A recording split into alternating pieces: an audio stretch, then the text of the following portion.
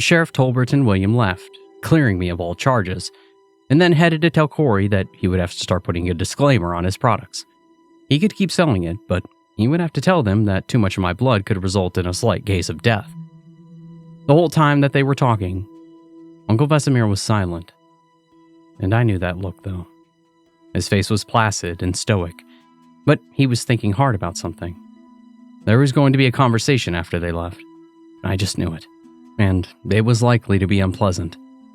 He waited until they left, waited until they were gone, and then he moved to the room that he'd been sleeping in and just closed the door.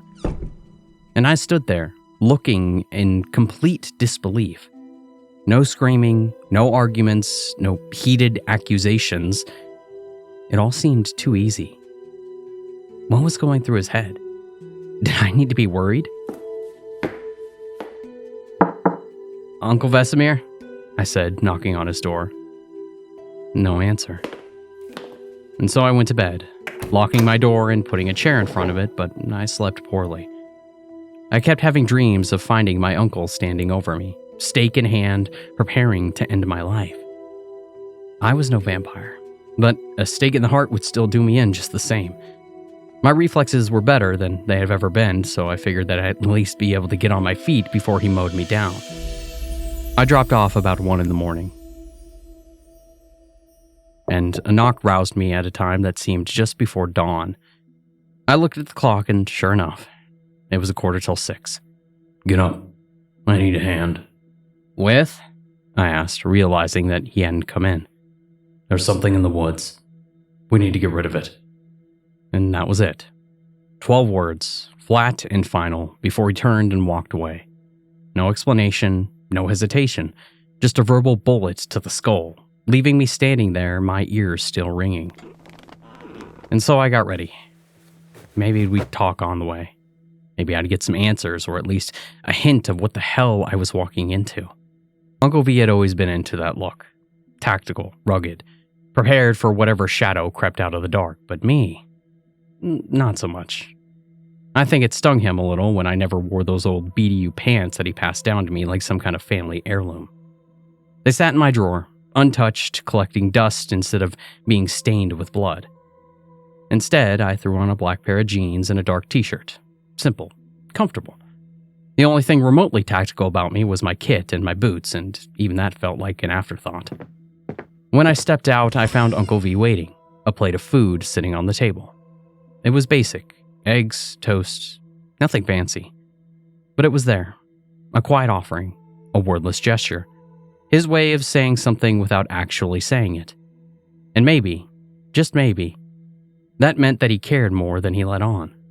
Or maybe it was just fuel for whatever was coming next. After I hurriedly scarfed down my food, Uncle V remained silent the whole time, gazing out the kitchen window as he slowly sipped his coffee. The moment that I took my last bite of toast, he sat down his cup and strode towards the front door. "Come on," he said. "Let's get going." Wait, maybe we should Later, he said as he headed out the door. I had little recourse to follow him into the parking lot as the sun began to peek over the horizon. We entered the woods that had haunted my childhood. The birds were barely awake, and we took the familiar trails that I had been running at a walk. I should have been up already, running and working out and going about my morning routine. But this didn't feel like any of my usual hunter work. My uncle stayed a few steps ahead of me, not talking and not looking back as we went. He was clearly mad about the revelation the night before. But why didn't he want to talk about it? Was he... And my blood ran a little cold. Taking me out here to kill me? Was I just another monster to him now? We were about 1/4 mile in when I heard the loud, angry cry from up ahead. And I froze. I knew that sound. And it brought back all kinds of memories in me. "I've been tracking him the last 2 days. Seems he came back looking for his old pack, but when he couldn't find them, he fell into one of my traps. After all they've done to you, I figured that you would want to finish them off." I followed him to a clearing, a place that I hadn't seen since I stopped having those dreams. And it was still a mess. The clearing had been a place where people came to dump things, and the abandoned cars made me think that some of them might have never left. The ground was strewn with bones and old clothes, and the old rusty blood splatters were hard to miss as they glowered from the sides of furniture and vehicles. The center of the clearing was already diverted, a 4 to 5 foot dip in the earth. But it looked even deeper now. I had guessed that it might be about 8 feet deep, but as we came to the lip of the pit, I saw that it was maybe closer to 10. The skinwalker was at the bottom, its beastly form on full display. But as it launched itself at the edge of the pit, I saw why it hadn't simply jumped out while waiting for us. The scrabbling claws smoked as the rising sun hit it, and it yowled and fell back into the hole. It was trapped in there, but the depth also meant that the sun would never get to it. It was safe for now, but not for long. I don't know. And then, my uncle shoved me unceremoniously into the pit, and as I tumbled to the bottom, I heard him growl. "Go on. Prove me wrong and take care of it." And I hit the ground hard, landing on my hands and knees, but I kept my grip on the knife. My breath came in ragged gasps as I looked up, straight into the snarling, twisted face of the skinwalker. It lunged, clawed hands tearing up the dirt as it closed the distance. I raised my knife, aiming for its eye, and drove the blade down with everything that I had, but the creature twisted at the last second, and instead of sinking into the soft tissue, the blade glanced off of its skull with a sickening scrape. The impact sent a jolt up my arm, and the beast reeled back, barking in fury, shaking its grotesque head. I didn't hesitate. My fingers fumbled on my belt, finding the vial of holy water. I yanked it free, popped the cap, and flung it at the creature's face. The liquid splattered across its gnarled features, and its reaction was immediate. Its bony maw split wide as a tortured scream tore from its throat, the sound thick with agony. But pain wouldn't stop it. I barely had time to register the blur of movement before the claws raked through my shirt, carving into my chest. My vest took the brunt of it, but I still felt the searing kiss of its talons, deep enough to burn, deep enough to bleed. My body spasmed from the shock, and then came the second blow, harder and meaner. The force of it caved into my ribs, something snapping like a brittle twig. The pain was white hot, and I gasped, struggling to draw breath that refused to come. But still I had to fight. I drove my knife forward, but my stabs were weaker now, shaking and desperate. The skinwalker sensed it, pressing me back, grinding me against the cold earthen wall. Its breath washed over me, rancid and hot, its jaws stretched impossibly wide. It was going in for the kill. And then 3 noises ended its advance. And as I opened my eyes to find 3 wooden stakes pinning it to the ground. Uncle Vesemir jumped in and doused it with something like gasoline before moving me out of the way and lighting it. My breaths were labored as the heat sprouted next to me. I could feel that my ribs were struggling to function, taste the blood, and as my vision blurred, I saw Uncle V standing over me. Was this what he wanted? To let this thing finish me off so that way he could just hide us both in the pit? And I closed my eyes as he watched me. I didn't want to think of him in the end. I tried to summon up images of my friends, of Sarah, of my parents, and cursed my luck for ever having followed him into this.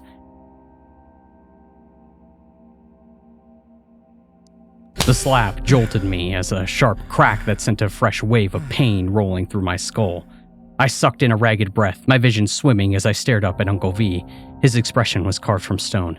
Anger, disgust, something colder beneath it. A needle jutted from my skin, the burn of whatever he'd injected still searing through my veins. Adrenaline, I guessed, enough to keep me conscious. He didn't speak, didn't pause, just kept working, methodical and rough, pouring some kind of black powder into the wounds carved into my chest. It stung like hell, biting deep, setting every nerve on fire. But Uncle V didn't flinch. I wasn't sure if he was saving me or punishing me. But the bleeding had stopped. And as soon as it appeared it did, he rose to his feet, moved with an eerie calm, and strode towards the side of the pit. And there, wedged in the dirt, was a crate, something he'd clearly shoved into place beforehand, a makeshift step to hoist himself up. And without hesitation, he climbed up and out, vanishing over the edge without so much as a glance back. That left me, the burning carcass of the skinwalker, and the choking heat that was quickly devouring the air. I had two choices: get up or burn with it.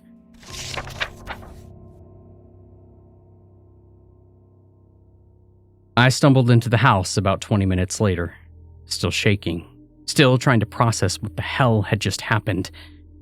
And I found him in the bedroom he claimed as his own, tearing through it like a hurricane, shoving his entire life into thick, battered army sacks.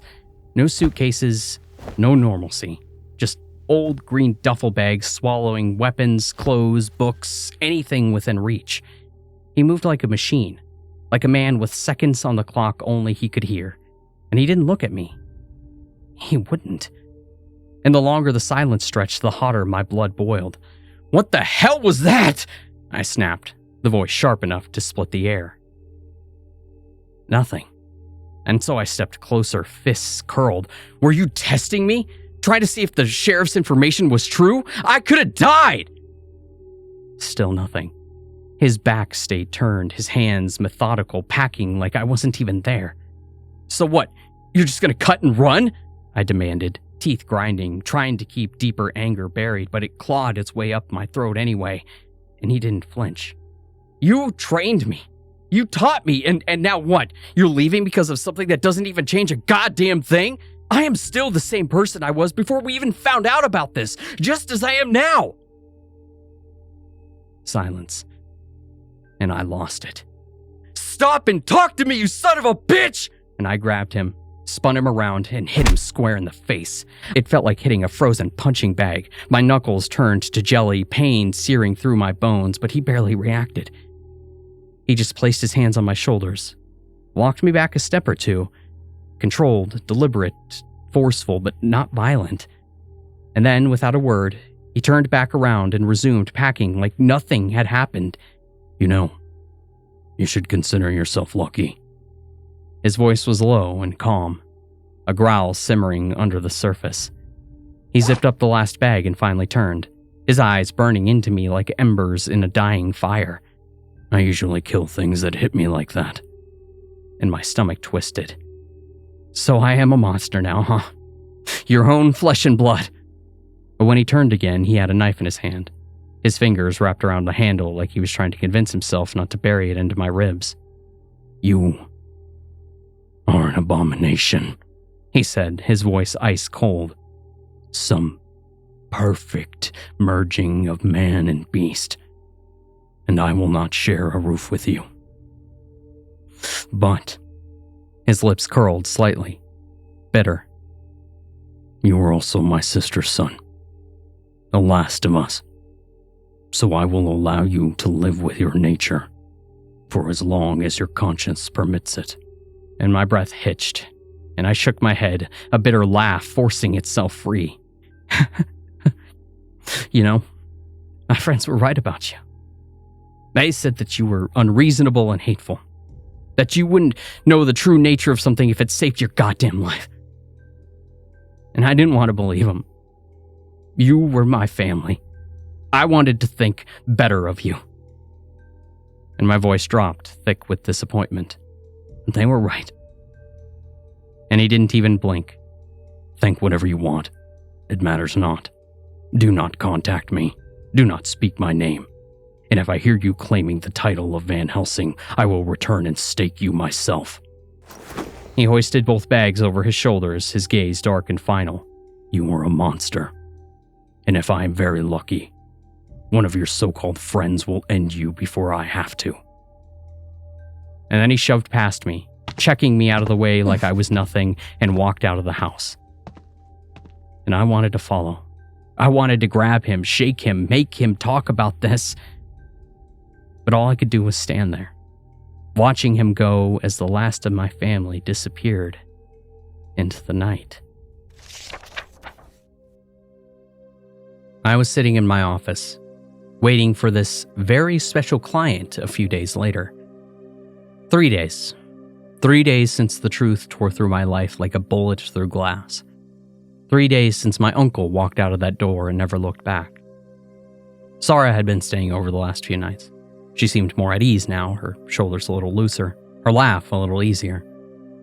I guess the house felt safer without my uncle lurking around, his shadow stretching across every room like an unspoken threat.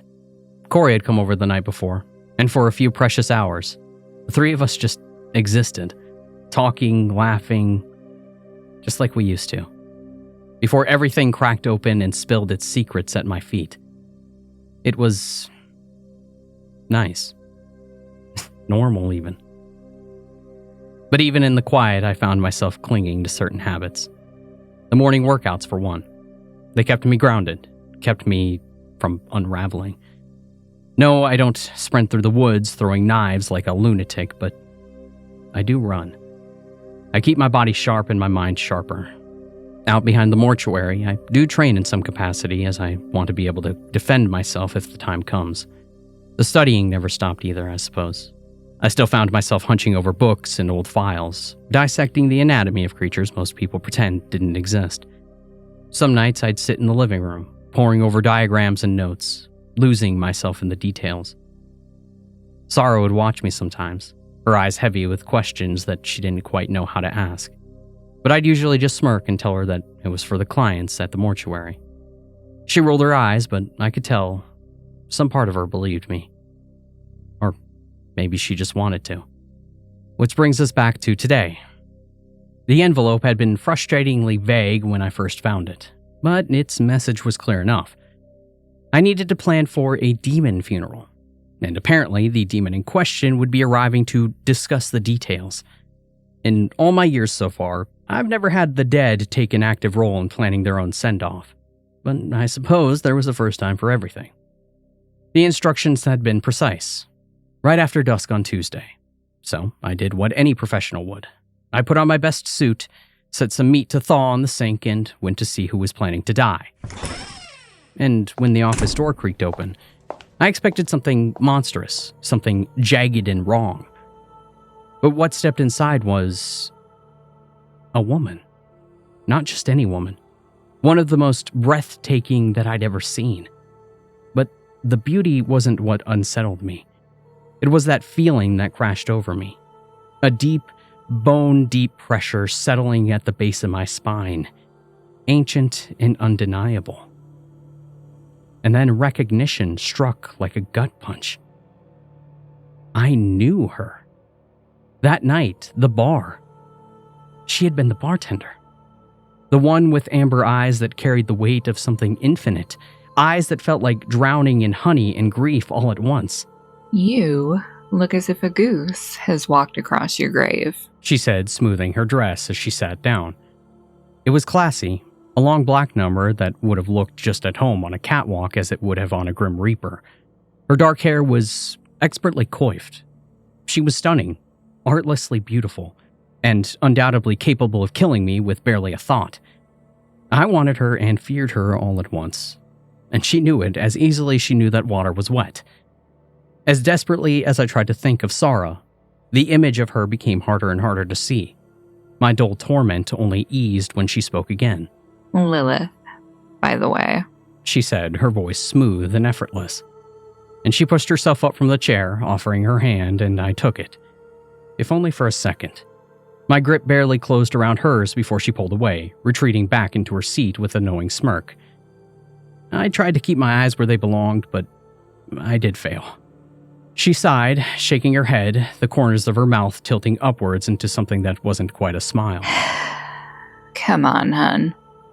As much fun as it would be to sit here and watch you squirm, we need to move past this. The words were playful, but something in her voice dragged, something frayed and wary. I don't have much time before I have to return. And I swallowed hard, trying to summon the courage to speak before a goddess. Well, rather a demoness. So, how does one arrange a funeral for, well, the Queen of Hell? She waved a manicured hand dismissively. Oh, please. Hell is far too vast for a queen these days. As your world changes, so does ours. It's all become too much. I see no purpose in ruling anymore. And I have become curious about what comes after. Curious enough to finally find out. And I want you to send me on my way. I steepled my fingers, trying to look wise, though I had no idea what she was really saying. I see. And how exactly would this be accomplished? And she smirked. You would have to kill me, of course. The silence was thick, suffocating. I stared at her, waiting for the punchline that never came.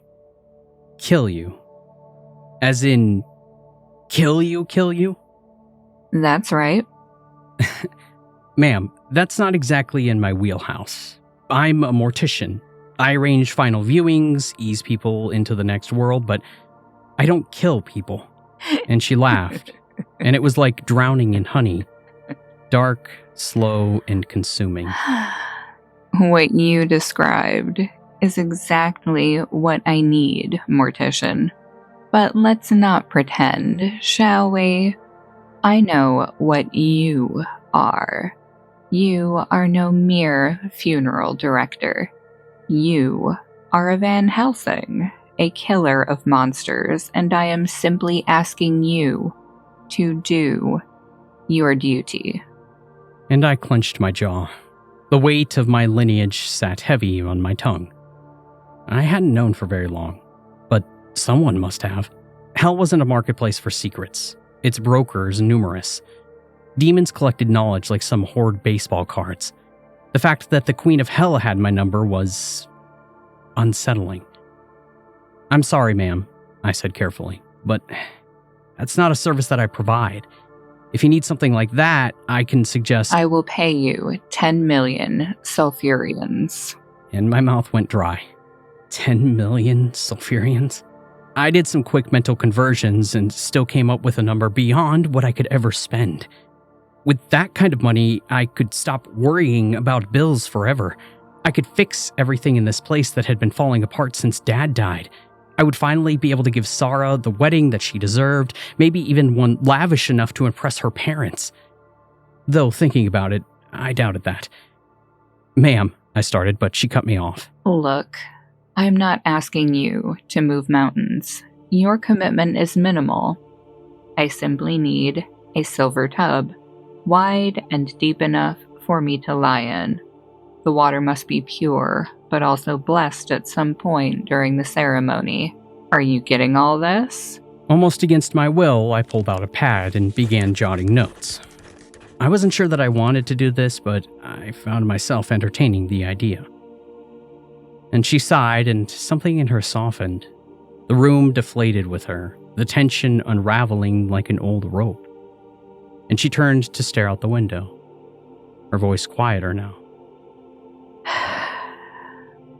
12 candles, red and white.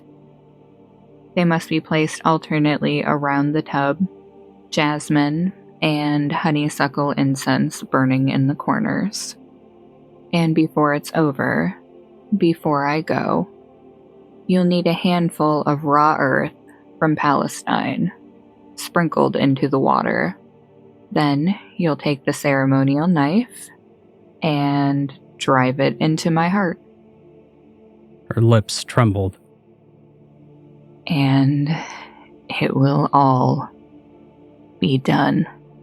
And I swallowed hard, my fingers clammy against the desk.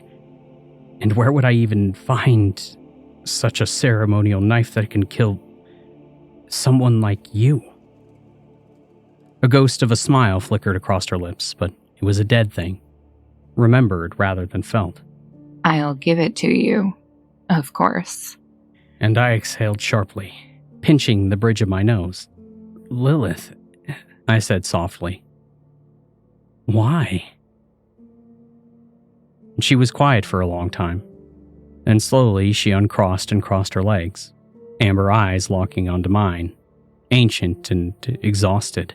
You wouldn't understand. I leaned back in my chair, feeling the weight of her sorrow settle over me like dust. Try me. I've had bad days too. Some mornings, I wake up and I just think about stepping into a cremation machine myself. But it gets better, doesn't it? It always gets better. You have eternity. Why throw that away? And Lilith let out a sound, something like a sigh and a laugh, but empty of both. Trying to explain this to you is like whispering into the wind and expecting it to listen. She murmured, her fingers tracing invisible shapes on the chair's armrest, slow and deliberate, like she was trying to remember a touch long since faded. You think eternity is a gift, but to me it's a weight, a rope stretched too thin, unraveling, until there's nothing left to hold on to, and Her voice cracked, and she swallowed hard, blinking rapidly. I have loved, and I have lost. Again, and again, and again. I have buried men that time itself has forgotten. I have held them as they grew old in my arms, their fingers tracing my face, trying to memorize eternity before they close their eyes forever. I have watched empires rise and crumble, mistakes repeated with new hands, new names, new faces. I have watched the stars fade in the eyes of those I swore I would never forget.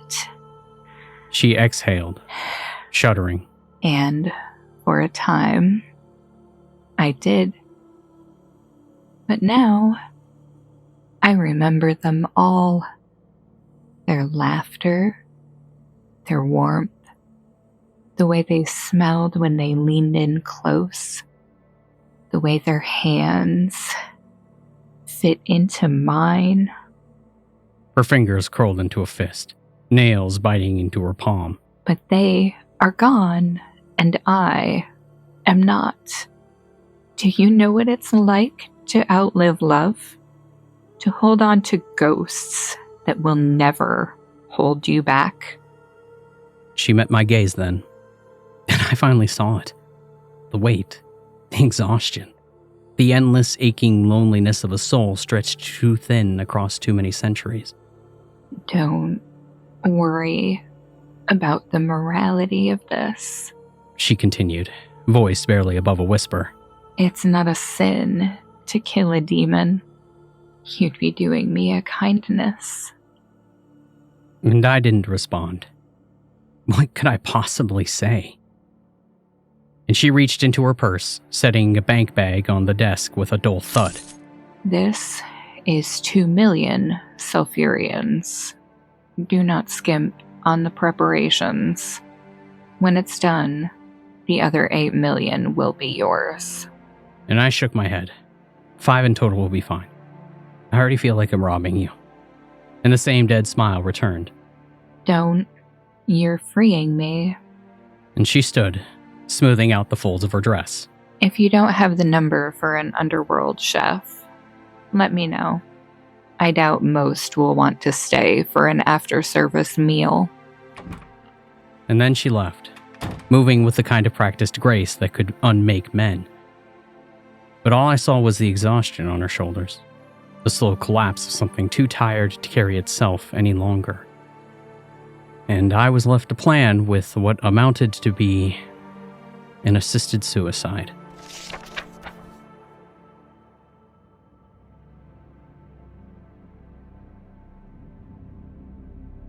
Stepping out of the mortuary, I fished a cigarette from my coat pocket with shaking fingers. The cold bit deep, but I barely felt it. Smoking was one of the last vices I had left, a weak attempt to smother the pain that had burrowed into my bones. A pain I no longer wanted, a pain that had made its home inside me. As I walked toward the car, the the rain began. A whisper at first, soft kisses against my skin. But I knew better. I knew what was coming. This wasn't just rain. This was memory bleeding through the cracks, seeping into the wounds I tried to bury. It was the same rain from that night, the night at the 12th layer, a night everything inside me finally broke.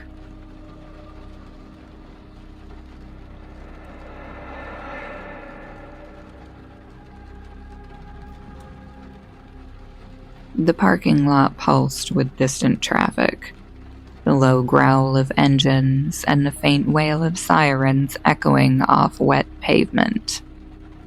The neon sign overhead dripped crimson light across my windshield, casting the illusion of fresh blood sliding down the glass. The world outside was just a shadow play, flickering on the edges of my mind, meaningless against the weight pressing down on me. Michael lay slumped in the driver's seat, his breath shallow, his pulse fluttering weakly beneath my fingertips. The final strands of his soul unraveled from his body, slipping into me like warmth on a cold night. I felt him dissolving, felt the last remnants of his being thread through my veins, and with it, the quiet surrender that always came in these final moments. It should have been like all the others. Then, his hand moved. Light as falling ash, his fingers traced the curve of my cheek, and I froze. I turned to him, expecting the glassy stare of a man too weak to fight. The quiet resignation I had seen in countless others before him. But instead, I met his eyes. Storm gray, unfocused, yet unwavering. He was looking at me. Really looking. Seeing something beyond what I was. Beyond what I had done to him. A weak, broken breath passed his lips. And then he spoke. I love you. The words landed like a blade between my ribs. I stared at him, unable to move, unable to breathe. I had heard those words before, countless times, from lips trembling with devotion, from mouths twisted in bliss as they gazed into the abyss of my eyes. But this was different. This was real. Michael was dying, his soul already half consumed, and yet what he felt for me was not an illusion, not a trick of my nature. His love was not born of my power, not an echo of my influence. It was his. A choice. A truth. And I did not know what to do with that. I had spent centuries drowning out the memory of love. The first time I had heard those words, they had been a lie. A beautiful, golden lie, spoken by the first man to ever betray me. Adam had pressed his lips to my skin and sworn that I was his, that he would never abandon me, never turn away. And I had believed him. I had trusted him. And then, without hesitation, he had left me. I had spent lifetimes ensuring I would never feel that pain again. I had wrapped myself in the armor of pleasure, in the fleeting, meaningless devotion of mortals who never mattered. I had made myself untouchable, a force beyond love, beyond longing. Yet here, in this quiet, suffocating moment, Michael shattered all of it. I swallowed hard, my throat tightening. My fingers flexed against the fabric of the collar of his shirt. I wanted to speak, to tell him that he was wrong, that he couldn't love me, that love like his did not, could not exist. But his breath hitched, his body sagged, his fingers slipped from my cheek, falling limp at his side. And just like that, he was gone. I exhaled, a sharp, ragged thing. The world outside continued as it always had. The distant wail of sirens, the steady hum of a city that did not know, did not care, that something inside me had broken. I did not cry. I did not allow myself that weakness.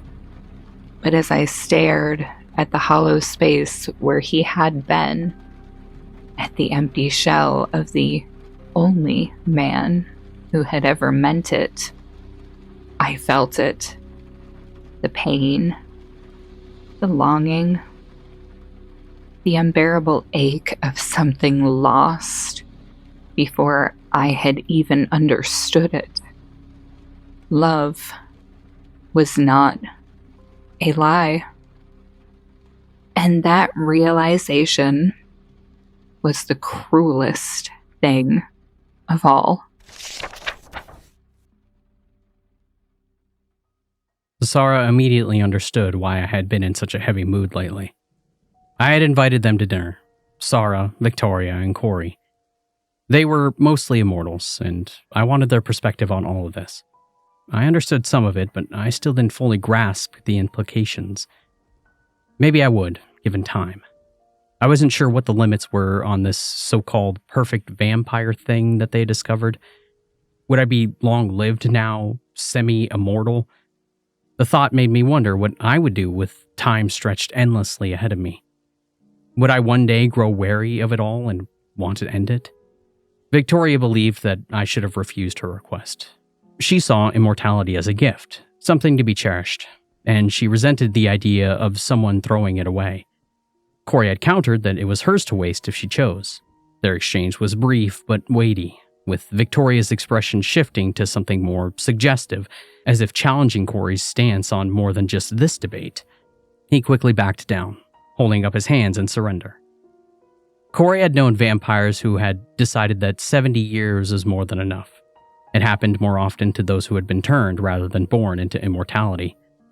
The ones like him, vampires from birth, didn't usually succumb to such thoughts. But those who still carry memories of mortality sometimes reach a point where they had simply seen enough. It usually happened after their children or grandchildren died, after their bloodline ended. When that time came, they simply walked into the sun. Victoria, on the other hand, said that succubi didn't have an equivalent of that. They weren't immortal, not truly, but they lived a long time. Her mother had been nearly 400 years when she had given birth to her and her sister. Succubi knew that the party would end eventually. Some of them formed attachments to mortals or other creatures. When those loved ones died, it would push them into recklessness. The weight of it all pressed down on me, and I confided in them about my memories, especially now that I had discovered that I was more than I once thought. What if I grew tired of living? Sarah bumped my hip, determined to keep me grounded. Faye, she had told me, didn't really struggle with these thoughts. They were resilient, nearly impossible to kill outside of magic, and deeply tied to nature. As long as nature endured, so did they. Ending their own lives would be unthinkable, a waste, and none of them would willingly choose that path. and we sat in silence for a while, each of us lost in thought, weighing the conversation in our own way. Victoria finally broke the quiet. Her voice was softer and her eyes misty. She wanted to know when it would happen. Tomorrow, I told her. I'd invite you all, but it's meant to be intimate. Outside of Hell's royalty, there won't be many attending. No one even RSVP'd for food, so I suppose that's an expense that she won't have to endure. Victoria scoffed, half joking that she was surprised that her mother hadn't tried to get on the guest list. But I only gave a shrug. It was exclusive, after all. The conversation had stalled for a bit, and when it picked back up, the topic hadn't really changed. Victoria spoke about an aunt of hers who had chosen to leave early. She had fallen in love with a mortal, and when he had died, she couldn't handle it. Their mother never shared the details, only the reasoning, always using it as a cautionary tale about love becoming too consuming. And I remember Corey hesitating, seeming to weigh whether to speak, and then pressed on. He had a cousin, Charles, who was a born vampire like him. And 10 years ago, he had simply just walked into the sun. No warning, no note. Just gone. Victoria's reaction was immediate. She grabbed his hand, swearing under her breath. Corey admitted that he had taken it hard. They had been close, shared a lot of the same interests, and losing him had left a void. He had spent years wishing Charles had said something, that he had confided in him, that maybe there had been something Corey could have said to make him stay, but Charles hadn't given anyone that chance. And a month later, his mother, Corey's Aunt Helen, followed him into the sun. Their father, Uncle Reginald, had left for the old country soon after. The mansion had been too much for him to bear alone. After this, Corey and Victoria had left not long after, but Sarah stayed with me. For moral support, she said. She would never truly know how much that had meant to me. It was nearing 11 o'clock when they began to arrive, or perhaps it had already passed. Time had become irrelevant in the presence of creatures for whom eternity was a slow drip of suffering. The air grew thick with the scent of sulfur and candle wax, and the room seemed to shrink as the weight of their presence pressed in from all sides.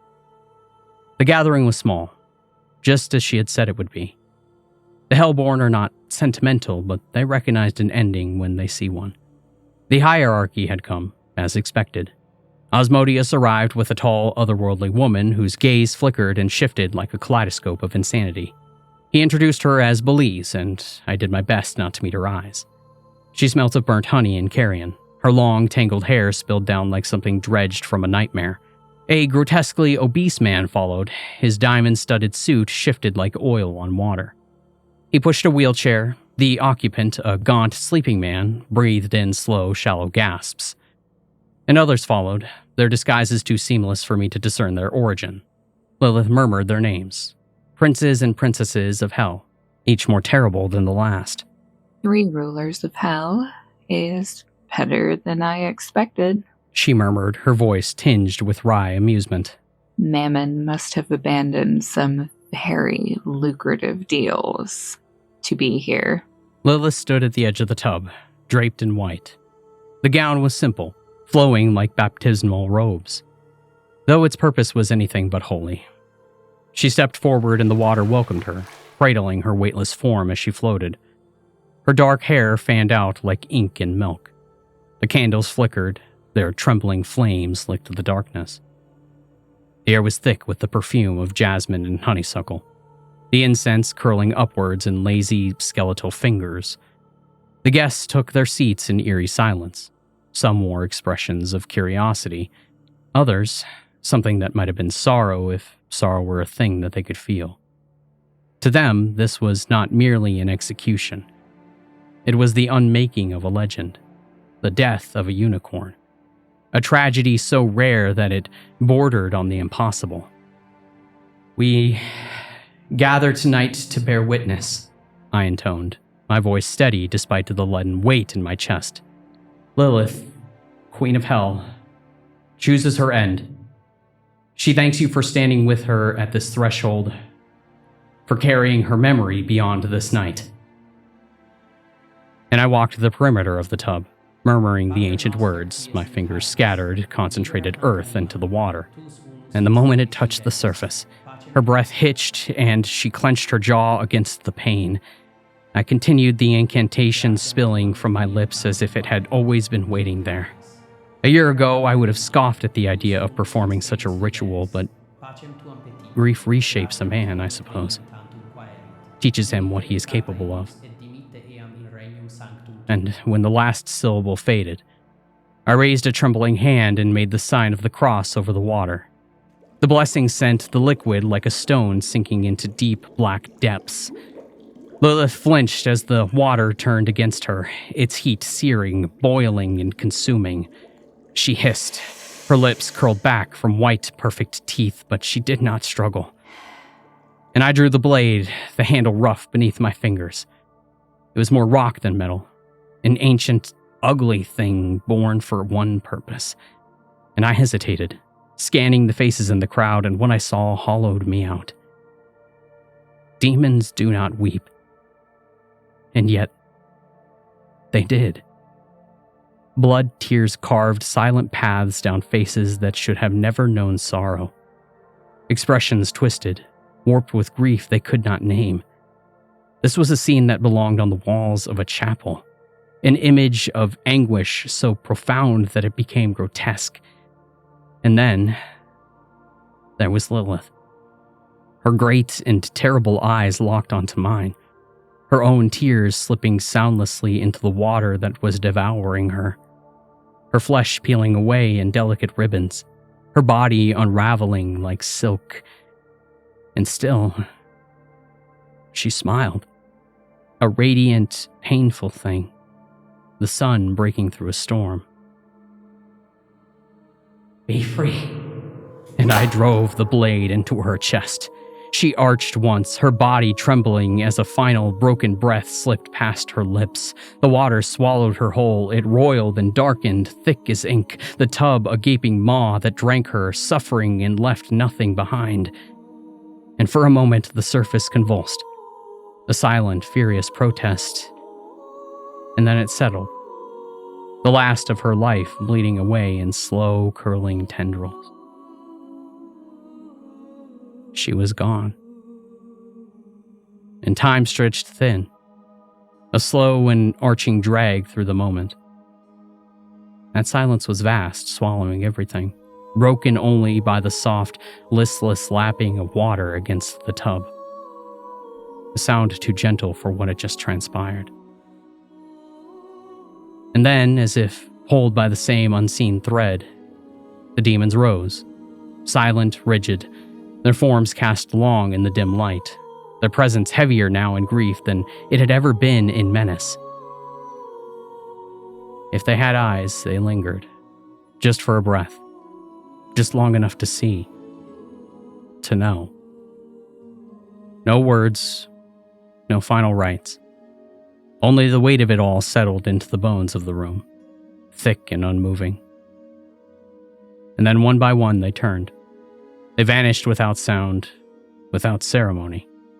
Their sorrow trailed behind them like the last wisps of dying embers, fading and dissolving, until even that was gone. And then it was just me. Me in the tub, still steaming in the cold air.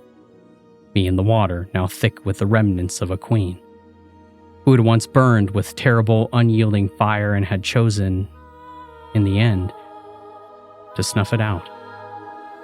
I had watched something ancient and immense pass from this world, had ushered a legend into oblivion.